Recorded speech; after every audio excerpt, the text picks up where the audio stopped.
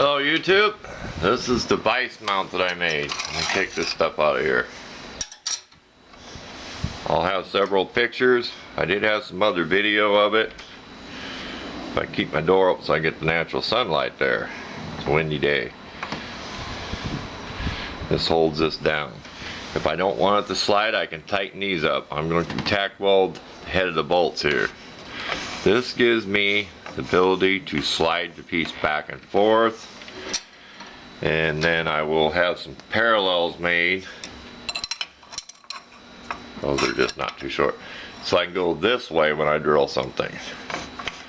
So this is going to save the hassle of all the time moving the table back and forth to drill simple stuff. I'm sure there's going to be things I'm going to have to move the table, but this makes it a lot easier. I can center the table for small stuff, tighten it up, move this where I want it, and the good part is I can take it off if I'm not using it very easily. Now I can just get it on there, back on there on camera. I'll have a little grease or oil on there.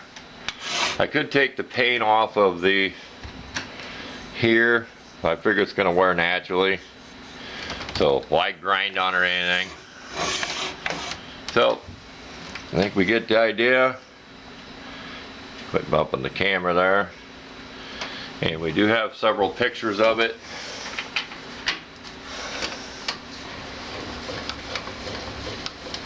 If I can get it down in the shop better here. This rack is kind of sloppy on these. It does help if you help lift it up. That's pretty heavy, but it's not a big complaint. I've seen reviews, people complain about it, but there you go. Of course, you're going to hit if your vise is there, and most of the time you're going to have your vise centered right over the hole.